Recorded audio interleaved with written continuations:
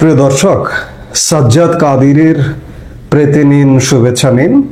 এই মুহূর্তে আপনাদের সামনে কথা বলতে এসেছি ভূ রাজনীতির এক জটিল খেলায় ট্রাম্প বনাম মোদি, কে জিতবে কে হারবে, এই প্রসঙ্গটি নিয়ে এই মুহূর্তে আপনাদের সামনে কথা বলতে এসেছি। বিশেষ করে জ্বালানি কূটনীতি নিয়ে ডোনাল্ড ট্রাম্প এবং ভারতের প্রধানমন্ত্রী নরেন্দ্র মোদির মধ্যে এক প্রকার বেশ কয়েক মাস যাবৎ টান টান উত্তেজনা, টানাপোড়েন চলছেই। আমরা দেখছি এই বুঝি সম্পর্ক ভালো হয়ে যাচ্ছে, আবার এই বুঝি সম্পর্ক নতুন দিকে মোড় নিচ্ছে। যেমন ডোনাল্ড ট্রাম্প গত 3-4 দিন আগেও বললেন যে তাকে প্রধানমন্ত্রী নরেন্দ্র মোদি প্রতিশ্রুতি দিয়েছেন যে রাশিয়ান তেল তিনি আর কিনবেন না। আবার ভারত পরক্ষণেই একটি বিবৃতি দিয়ে জানিয়েছে যে নরেন্দ্র মোদির ডোনাল্ড ট্রাম্পের সঙ্গে কোনো ফোন আলাপই হয়নি। আবার গতকালকে এক সংবাদ সম্মেলনে ডোনাল্ড ট্রাম্প বলেছেন যে তারা যদি এটাই বলে থাকে যে ফোন আলাপই হয়নি, মোদি আমাকে প্রতিশ্রুতি দেয়নি, এটি বলে থাকে, তাহলে তাদের উপর শুল্কের খড়গ আরো বেড়ে যাবে। আপনারা জানেন যে শুধুমাত্র জ্বালানি তেল ক্রয়কে কেন্দ্র করে ভারতের শুল্কের পরিমাণ, যে পরিমাণ নির্ধারিত ছিল 25%, শুধুমাত্র রাশিয়ান তেল ক্রয়কে কেন্দ্র করে 25% জরিমানা তার সাথে যুক্ত হয়েছে। ভারতীয় পণ্যের উপর মার্কিন শুল্ক 50%। এই জটিল সমীকরণের মধ্য দিয়েই মার্কিন যুক্তরাষ্ট্র এবং ভারতের সম্পর্ক যাচ্ছে, চলছে। যদিও তাদের মধ্যে ভুল বোঝাবুঝি বা তাদের মধ্যে যে টানটান উত্তেজনা আছে, এটি দূর করবার জন্য প্রতিনিয়ত আলাপ আলোচনা চলছে। কিন্তু এই আলাপ আলোচনার মধ্যেই মনে হচ্ছে যে এই বুঝি সম্পর্ক ভালো, এই বুঝি সম্পর্ক আবার ভিন্ন খাতে প্রবাহিত হচ্ছে। এই যখন ভারত এবং যুক্তরাষ্ট্রের অবস্থা, তখন বিশ্বের 3 মহাদেশে এক জটিল ভূ রাজনৈতিক খেলা চলছে। এ খেলায় মার্কিন প্রেসিডেন্ট ডোনাল্ড ট্রাম্প হাতে রেখেছেন সবচেয়ে শক্তিশালী কার্ড। তুলনামূলক স্বাভাবিকভাবে মার্কিন যুক্তরাষ্ট্র প্রবল প্রতাপশালী পৃথিবীর মোড়ল, তার থেকে তুলনামূলক দুর্বল অবস্থানে থেকেও খেলার মাঠে ব্যাটিংয়ে টিকে আছেন ভারতের প্রধানমন্ত্রী নরেন্দ্র মোদি। অন্যদিকে চীনের প্রেসিডেন্ট শি জিনপিং চাইছেন পুরো বাজিটাকে জিততে, আর রাশিয়ান প্রেসিডেন্ট ভ্লাদিমির পুতিন সতর্ক দৃষ্টিতে দেখছেন সবার চালচলন। এ খেলার মূল বাজি রুশ অপরিশোধিত তেল। পশ্চিমা নিষেধাজ্ঞা সত্ত্বেও এ তেল যাচ্ছে ভারত ও চীনে। ট্রাম্প এখন সেটা বন্ধ করতে চান এবং বৈশ্বিক জ্বালানি বাজারে ওয়াশিংটনের প্রভাব পুনঃপ্রতিষ্ঠা করতে চান। অবশ্য ইতিমধ্যে ট্রাম্প একটি জায়গায় সফল হয়েছে, আপনারা ইতিমধ্যে জেনে থাকতে পারবেন হয়তো। বিশেষ করে ইউরোপীয় ইউনিয়নভুক্ত 27টি দেশ সিদ্ধান্ত নিয়েছে যে রাশিয়া থেকে তারা তেল কিনবে না। আগামী 2028 সালের 1 জানুয়ারির মধ্যে তেল ক্রয় কমিয়ে দেবে। তবে বৈশ্বিক জ্বালানি বাজারে ইউরোপীয় ইউনিয়নের 27টি দেশ কিংবা টোটাল ইউরোপের প্রায় 50টি দেশ, যেটি হোক, তাদের যে জ্বালানি চাহিদা, তার তুলনায় চীনের চাহিদা আকাশচুম্বী কিংবা ভারতের চাহিদা আকাশচুম্বী। আপনি জনসংখ্যার বিচার বলেন যদি, তাহলেও ইউরোপের সব কটা দেশ, 50টা দেশের জনসংখ্যা মাত্র ম্যাক্সিমাম 75 কোটির মতো। আর আপনি ভারতের জনসংখ্যা জানেন কিংবা চীনের জনসংখ্যা জানেন। ভারতের জনসংখ্যা পৃথিবীর সবচেয়ে বেশি, কিন্তু চীনের জ্বালানি ব্যবহার সবচেয়ে বেশি, কারণ চীনের অর্থনীতি বড়, চীনের প্রযুক্তি, কলকারখানা, উৎপাদন অনেক বেশি। ইউক্রেনে রুশ আগ্রাসনের পর থেকেই তেলের বাজারে ভারত মস্কোর অন্যতম বড় ক্রেতায় পরিণত হয়েছে। পশ্চিমা দেশগুলো এড়িয়ে গেলেও ভারত সস্তা দামে রুশ তেল কিনছে, যা ঘরোয়া জ্বালানির দাম স্থিতিশীল রাখতে ও মুদ্রাস্ফীতি নিয়ন্ত্রণে রাখতে সহায়ক হয়েছে। ভারতকে যথেষ্ট ছাড় মূল্যে রাশিয়া তেল দেয়, সেই জায়গা থেকে ভারত এই সুবিধাটা নিতে পেরেছে। বাইডেন প্রশাসন এ নিয়ে মাঝে মধ্যে সমালোচনা করলেও বৈশ্বিক জ্বালানি স্থিতিশীলতার স্বার্থে বিষয়টি মেনে নিয়েছিল।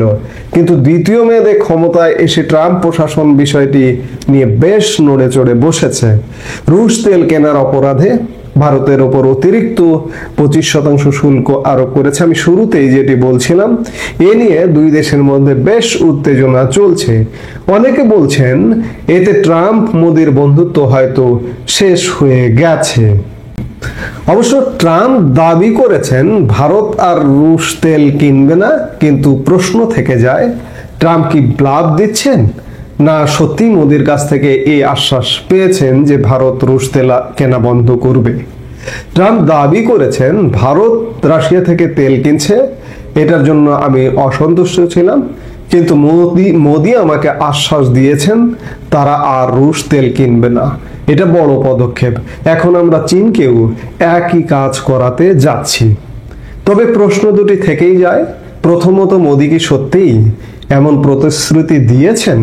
বিশ্বের সবচেয়ে বড় রুশ তেল আমদানিকারক চীন কি যুক্তরাষ্ট্রের নির্দেশ মেনে চলবে? চীন প্রতিদিন প্রায় 1 কোটি ব্যারেল তেল আমদানি করে, যার একটি বড় অংশই আসে রাশিয়া থেকে। 2023 সালে রাশিয়া সৌদি আরবকে ছাড়িয়ে চীনের সবচেয়ে বড় জ্বালানি সরবরাহকারী হয়। এটি প্রমাণ করে পশ্চিমা নিষেধাজ্ঞা মস্কো বেইজিং সম্পর্ককে আরো শক্ত করেছে। চীন ট্রাম্পের বক্তব্যকে একতরফা ও অর্থনৈতিক জবরদস্তি বলে উড়িয়ে দিয়েছে এবং যুক্তরাষ্ট্রের হস্তক্ষেপে পাল্টা ব্যবস্থার হুমকি দিয়েছে। ভারতের প্রতিক্রিয়া ছিল অনেকটা সতর্ক। দিল্লি জানিয়েছে রুশ তেল আমদানি দেশের জ্বালানি নিরাপত্তা ও দামের ভারসাম্যের জন্য অত্যন্ত গুরুত্বপূর্ণ। তবে ট্রাম্প ও মোদির মধ্যে সত্যিই ফোনালাপ হয়েছিল কিনা তা নিয়ে অনিশ্চয়তা থেকেই গেছে। পররাষ্ট্র মন্ত্রণালয়ের মুখপাত্র রণধীর জয়সওয়াল বলেন, জ্বালানির দাম স্থিতিশীল রাখা ও সরবরাহ নিশ্চিত করাই আমাদের নীতির মূল লক্ষ্য। এজন্য আমরা উৎস বৈচিত্র্য বজায় রেখে বাজার পরিস্থিতি অনুযায়ী তেল আমদানি করি। এই স্পষ্ট মন্তব্যের পর অনেকে প্রশ্ন তুলেছেন ফোন আলাপ আদৌ হয়েছিল কিনা এবং হয়ে থাকলে মোদি সত্যিই কোনো প্রতিশ্রুতি দিয়েছেন কিনা। মস্কো অবশ্য স্পষ্ট জানিয়েছে ভারত তাদের জ্বালানি নীতিতে গুরুত্বপূর্ণ অংশীদার। রুশ সরকার বলেছে ভারতের অর্থনীতির জন্য রুশ তেল অপরিহার্য। আমরা ভারত সরকারের নীতিকে সম্মান করি এবং তেল গ্যাস খাতে সহযোগিতা চালিয়ে যাব। উল্লেখ্য, একসময় যুক্তরাষ্ট্র ও ইউরোপ নিজেরাই চেয়েছিল যে ভারত রুশ তেল কিনুক, যাতে বৈশ্বিক তেলের দাম বেড়ে না যায়। ভারতে নিযুক্ত সাবেক মার্কিন রাষ্ট্রদূত সম্প্রতি এক সাক্ষাৎকারে বলেন, আমরা রুশ তেল কেনা নিষিদ্ধ করিনি, বরং মূল্যসীমা নির্ধারণে ভারতকে সহায়তা করতে বলেছিলাম। ভারত ঠিক তাই করেছে। এখন এই প্রশাসন বলছে ভারত নাকি রাশিয়ার যুদ্ধযন্ত্রে অর্থ যোগাচ্ছে। এটা এক ধরনের নীতিগত দ্বিচারিতা। পশ্চিমা বাজার হারানোর ক্ষতি পোষাতে রাশিয়া ইতিমধ্যে এশীয় ক্রেতাদের আকৃষ্ট করছে। ভারত ও চীন এখন রাশিয়ার জন্য প্রধান বৈদেশিক মুদ্রার উৎস। একই সঙ্গে ইউরোপ ও রাশিয়া থেকে তরল প্রাকৃতিক গ্যাস কিনছে, যদিও এর মধ্যে গতকাল ইউরোপীয় ইউনিয়নভুক্ত দেশগুলো, বিশেষ করে 27টি দেশ সিদ্ধান্ত নিয়েছে যে, আমি খানিক আগে বললাম যে 1 জানুয়ারি 2028 থেকে তারা রাশিয়ান জ্বালানি ক্রয়ে রাশ টেনে ধরবে। ভারত রাশিয়া সম্পর্ক বহু পুরনো। সেই স্নায়ু যুদ্ধের সময় থেকে 1971 সালে বাংলাদেশের মুক্তিযুদ্ধের সময় মস্কো ছিল ভারতের কূটনৈতিক ও সামরিক মিত্র। এখনো প্রতিরক্ষা সহযোগিতা, পারমাণবিক প্রকল্প, জ্বালানি বিনিয়োগ ও যৌথ উদ্যোগ সব ক্ষেত্রে এই সম্পর্ক অটুট। দীর্ঘ সম্পর্কের কারণে যুক্তরাষ্ট্রের চাপ সত্ত্বেও ভারত সহজে রুশ তেল থেকে সরে আসবে না। তবে দিল্লির জন্য ওয়াশিংটনের সঙ্গে ঘনিষ্ঠ সম্পর্ক গুরুত্বপূর্ণ, বিশেষত বাণিজ্য ও প্রযুক্তির ক্ষেত্রে। অনেকের মতে ওয়াশিংটন হয়তো কৃষিপণ্য ও শুল্কে ছাড় দিয়ে ভারতের রুশ তেল আমদানি কমানোর প্রস্তাব দেবে। তবে বর্তমানে ভারতের রুশ তেল আমদানি কমার কোনো ইঙ্গিত নেই। সেপ্টেম্বর মাসে ভারত দৈনিক 16 লাখ ব্যারেল তেল কিনেছে, যা চলতি অক্টোবরে বেড়ে 18 লাখ ব্যারেল হবার সম্ভাবনা রয়েছে। এসব তেল পরিবহন হচ্ছে পশ্চিমাদের নজরদারির বাইরে থাকা শ্যাডো ফ্লিট বা তেলবাহী গোপন জাহাজের মাধ্যমে। বিশ্লেষকরা সতর্ক করছেন, ভারত হঠাৎ রুশ তেল কেনা কমালে বিশ্ববাজারে সরবরাহ ভারসাম্যহীনতা দেখা দিতে পারে, দাম পড়ে যেতে পারে এবং রাশিয়া আরও বেশি চীনের উপর নির্ভরশীল হয়ে পড়বে।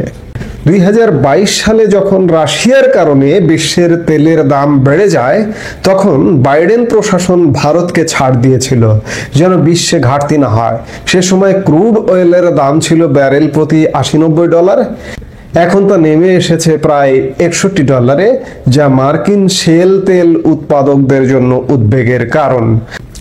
ট্রাম্প হয়তো ভাবছেন ভারত ও চীনকে রুশ তেল কেনা কমাতে বাধ্য করলে সরবরাহ কমে যাবে, ফলে দাম কিছুটা বাড়বে। কিন্তু তাকে খেয়াল রাখতে হবে এতে যেন তার নিজ দেশের ভোক্তারা ক্ষতিগ্রস্ত না হন।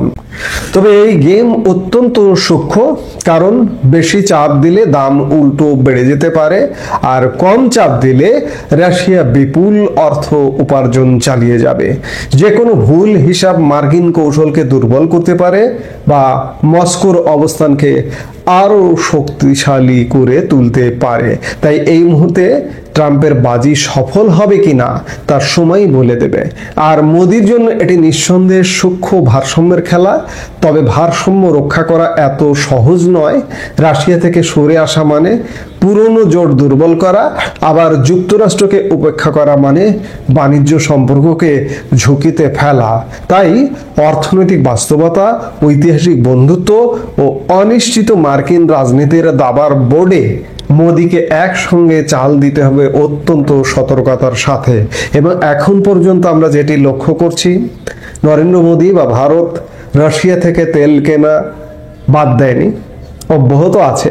আবার এদিকে মার্কিন যুক্তরাষ্ট্রের সাথে কূটনৈতিক তৎপরতা চালিয়ে যাচ্ছে। তাদের বিশেষ করে বাণিজ্য শুল্ক সহ অন্যান্য যেসব বিষয় আছে সেসব বিষয়ে ঘনিষ্ঠ যোগাযোগ বজায় রেখে চলেছে। এখন শেষটা দেখার জন্য আমাদের নিশ্চয়ই অপেক্ষা করতে হবে যে এই যে ভূ রাজনৈতিক যে জটিল খেলা শুরু হয়েছে, এই খেলায় আসলে কে জেতে, ট্রাম্প নাকি মোদি? আমরা দেখতে চাই উভয়ে জিতে থাকুক, তাহলে আমাদের ভূ রাজনীতি জিতবে, পৃথিবী জিতবে। একজন হেরে গেলে সেটির প্রভাব পৃথিবীতে পড়তে পারে, আমাদের ভূ রাজনীতিতে পড়তে পারে নেতিবাচক প্রভাব। আমরা চাই না যে একটি নেতিবাচক প্রভাবের মধ্যে ঢুকে যাই। এমনি আমরা নানান নেতিবাচক নিয়ে শঙ্কায় শঙ্কিত। এই মুহূর্তে এ পর্যন্তই।